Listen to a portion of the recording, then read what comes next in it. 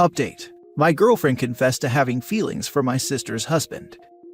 Original post. My girlfriend of 6 months just admitted to having feelings for my sister's husband, currently dealing with issues. I'm confused and hurt, but her statement just made sense of all the weird stuff that happened in the past couple of months. I remember when I first brought her to meet my family, brother-in-law didn't come because he was sick.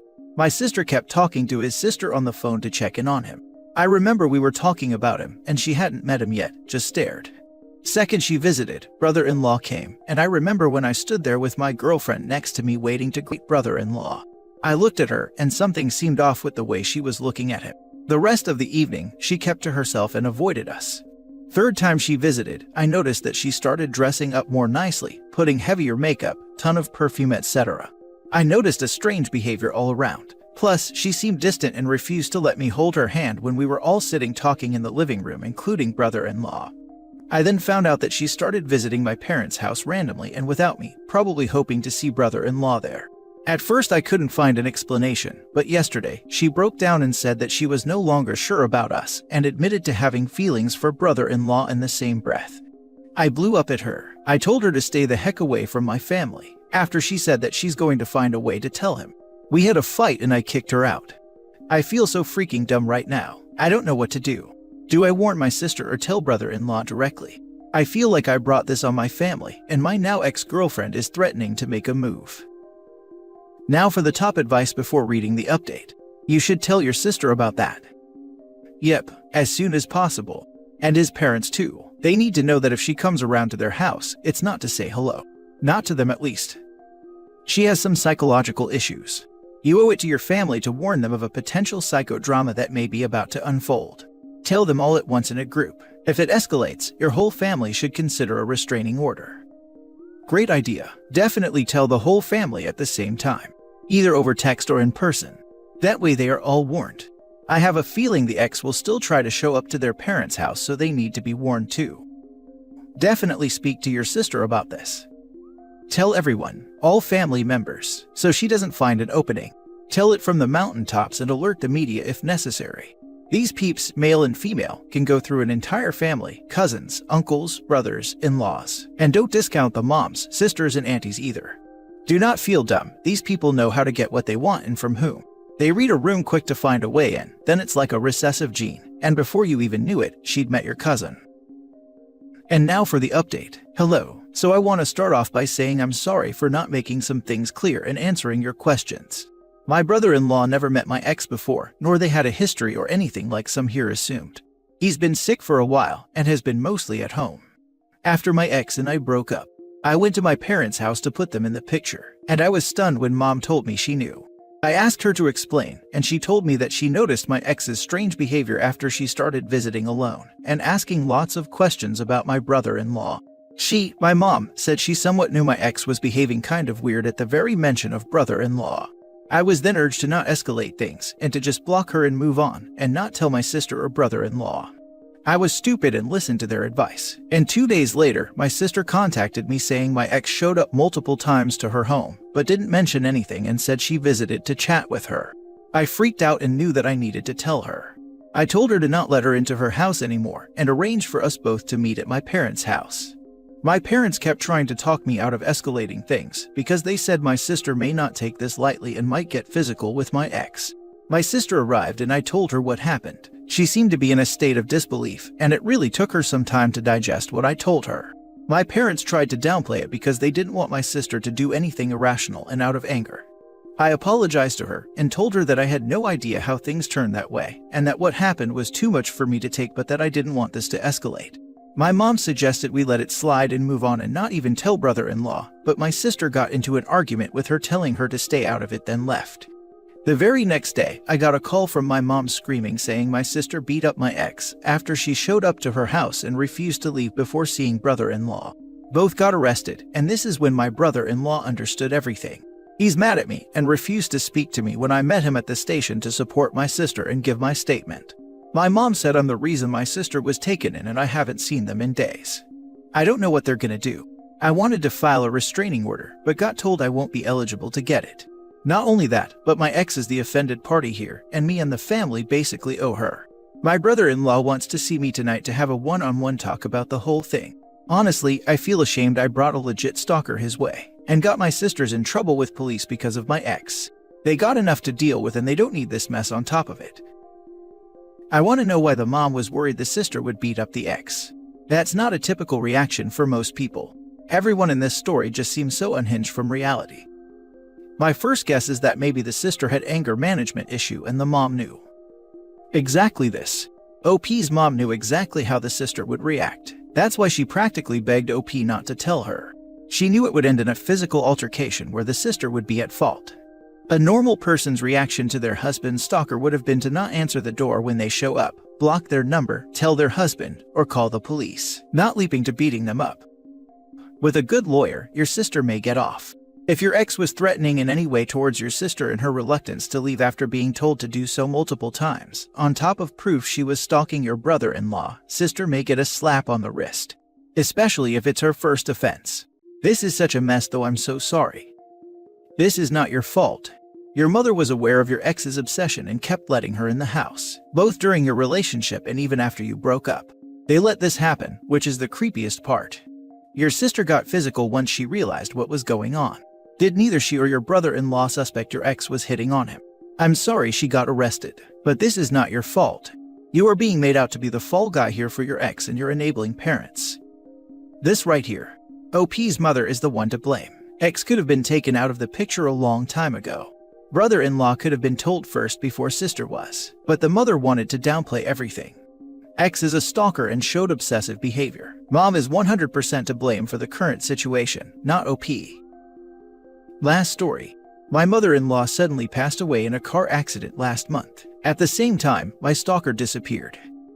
Original post. My mother-in-law and I never had a good relationship. She has tried to sabotage my relationship with my husband since the day she met me. I wasn't good enough for her handsome and successful boy. I contemplated ending my relationship several times, but my husband always showed that he is on my side, and I love him. A few years ago, I started getting very threatening and scary emails and texts from a person. This person knew everything about me. It didn't matter how many emails and phone numbers I changed, they or he always found me. I made several reports but nothing happened. My husband tried everything to trace the emails, but nothing came out of it. This past year I basically never left the apartment alone. I haven't received a single threatening text or email from this person in a month. After a few days I wasn't surprised. Felt like I always knew it was mother-in-law deep down. My husband hasn't reacted yet. He's consumed with his grief and I don't want to bother him, especially when he bitterly told me you must be very pleased now, when we heard the news and I tried to comfort him. He apologized later and said he was just feeling guilty that he loved and chose me more than he loved her. Now I'm just waiting for him to connect the dots. Will he get it? If he does, will he talk to me about it? I don't know if I will ever bring it up to him. Also, I won't relax and go back to my normal life just yet. But I know it in my heart that it's over and I can't be happier about my life. Now for the top advice before reading the update. You know there are a lot of cases where people had tons of threatening letters and phone calls. In many, they never found out who did it, and most people assumed it was some random psycho. But I wonder how many were someone close to them instead. There was an episode of This American Life about a woman who was continuously the victim of identity theft. Bank account kept getting hit despite changing cards, banks, everything. Turned out she was living with the thief. I have a disabled friend who lives with their family, and friend's identity has been stolen a number of times. I know inside that it's friend's mom. I brought it up to friend, but they don't believe it. To add, mom takes every single bit of friend's social security disability money every month. Every single penny. It's disgusting. I cannot believe I never thought of that. My daughter has a friend that has the exact same thing happening to her. Her parents take all of her money. I will have to see about filing a report. I agree that you should let him connect the dots on his own. I wouldn't even drop hints to help him along the way. Exactly. One day he mentions, hey, at least we haven't seen the stalker in a while. Then you agree and mention how the messages seem to end abruptly, and try to think back when they ended. Don't drop the exact date mother-in-law died, but say something like a few days before that, then see what happens. Maybe if you get lucky, your husband will go through mother's things and find evidence to point to her being the stalker all on his own. We can always hope. If they start up again, it's definitely still someone in the family. They would have been too distracted or busy with this to maintain the harassment, but if it starts up again, the timing is too on the nose to ignore. I go to the police if it starts back up. It's definitely mentally unwell behavior, and who knows what it could lead to. Sorry you've had to deal with this. I sincerely hope that, for whatever reason, it's not actually your husband, as he's my number 2 suspect. I watched too much investigation Discovery as a youth. And now for the update. Hi, I was here maybe a month ago talking about me suspecting that my mother-in-law was my stalker who tormented me for years. I was trying to get advice about whether or not to tell my husband who was mourning her. I decided to wait a little, but after venting here, I was sure that she was my stalker. I started living like I never did before, with 10 minutes walks alone, then 15, then half an hour, and so on. At first my husband didn't notice my freedom, or maybe he did but was processing it himself. Last Friday I told him that I was going out with the girls. Alone. Yes. Do you want me to drive you there? No need. Are you not afraid anymore? No, my stalker won't bother me again. He kissed me and wished me a nice evening. When I came home around midnight, he was still up. He said that he wanted to talk to me. He asked me, was my mother your stalker? Yes. He broke down crying. He said he has always suspected her, and even talked to her a couple of times about it, and she made him so guilty by accusing him of being my doormat.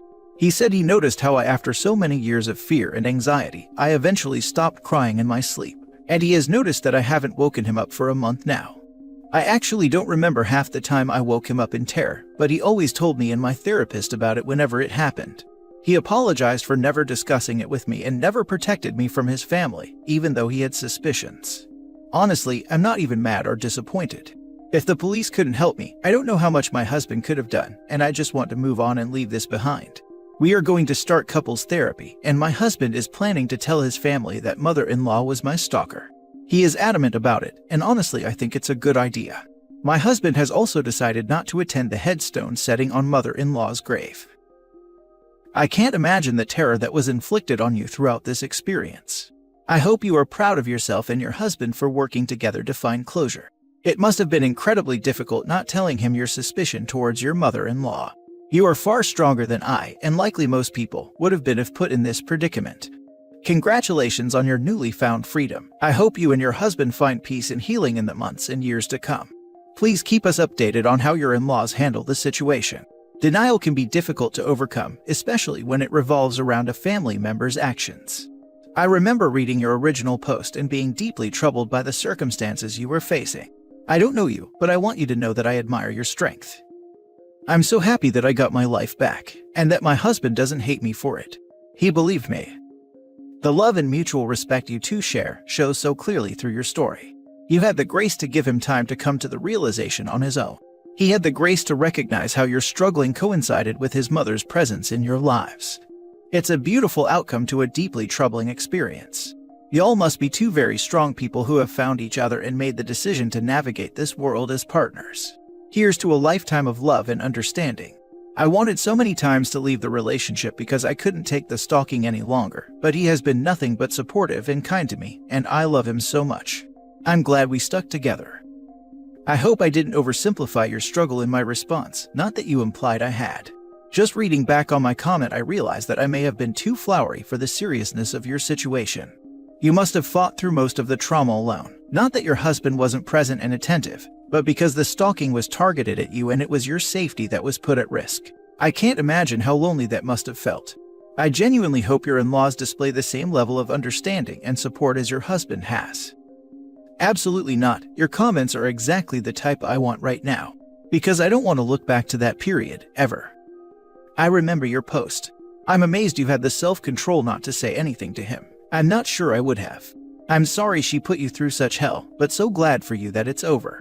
I hope that your husband is able to process this and truly come to terms with what his mother put you through, what she ultimately put you both through. Enjoy your freedom from fear, and I wish many happy years for you both. I didn't want to talk to him while he was already down. It didn't feel right.